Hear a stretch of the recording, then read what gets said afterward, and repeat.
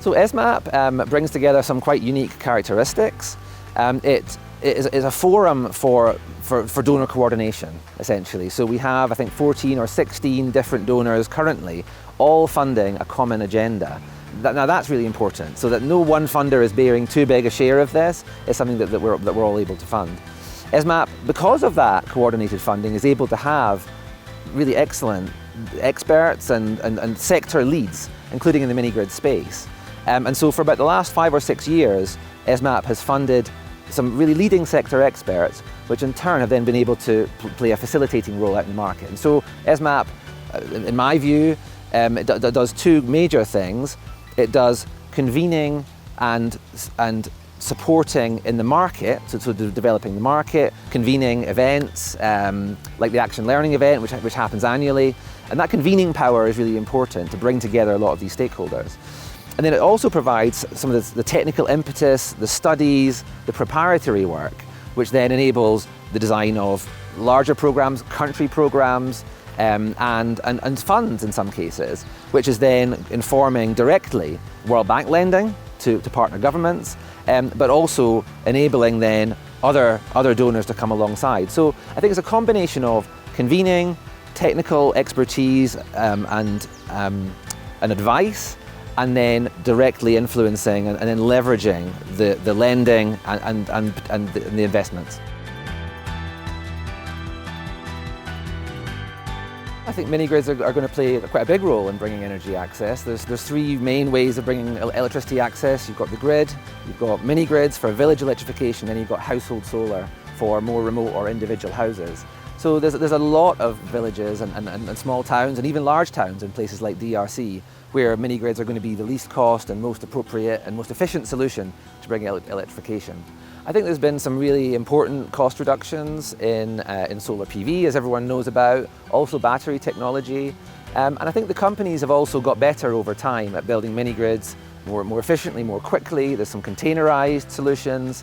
So yeah, I think those costs and the activities, particularly of the private sector, have made it more deliverable than ever. There's also lots of good activity happening on the revenue side and on helping customers to get more use out of the energy, whether it's more efficient refrigerators or water pumping or a lot of the kind of the end uses, which is in the end what the energy is for. When a mini-grid arrives in a village, it depends on the village, but straight away you of course see the uptake of the lighting and phone charging and small appliances in the households. And then, sometimes slowly, sometimes very quickly, you see an expansion of the range of uses that people make of it. Whether it's especially in shops, you very often see fridges being added. You'll start to see televisions being added in households. Also in bars and restaurants will very quickly have a big screen TV to show the football or other things, and then the fridge and so on. You can see changeovers, for example, in the mills, moving from diesel to running on the mini-grid. So you typically see a kind of a curve over time from installation, and then you'll see a kind of a pickup of demand to where it's going to be. Many mini-grid operators, at the beginning they were kind of waiting for the demand, but now they're being a bit more active about helping build demand, perhaps financing appliances for their customers or supporting them with connections to try and help their businesses get moving, which will then help them to be successful and also consume more power. A lot of governments have realised the limits, I suppose, of the previous approaches, that haven't been delivering big gains on electrification in the time period needed, and they're looking for new solutions, and they're looking for new players and new investment as well that isn't reliant on the government budgets, and that's going to come from the private sector to really try and push into these areas which the utilities have not managed to reach so far. A lot of governments, an increasing number, have put in place regulation which is specific to mini-grids or within the context of the wider power sector regulation, which has made it much clearer how mini-grids are going to take part and how they relate to the grid and how the tariffs should work. And this gives sort of investors the kind of certainty they need to then invest. There's been some great examples. Sierra Leone comes to mind, where the government there has really put in place a great regulatory framework, coordinated a lot of the donor support and the financing, and then delivered a good number of mini-grids. So I think that using geospatial mapping, for example, to map out which are the right villages for mini-grids, which are the right villages for the grids to reduce the risks there, that's been important. Nigeria has done a lot of great work also in many of the same areas, and also with a really systematic results-based financing sort of subsidy program to help address those costs of reaching these poor communities, and then make it viable for the private sector to get involved. So those are the kind of measures I think which make sense. It's policy and regulation, and then it's putting in place coordinated programs and sometimes incentives to then help the sector to get going. There's a landscape out there of funders and financiers that are interested in mini-grids, and the great news is that there's a growing number of those interested in the sector and want to take part. You've got the traditional kind of grant providers there, including the FCDO, but also a lot of foundations who are taking part, and those are often taking high risk.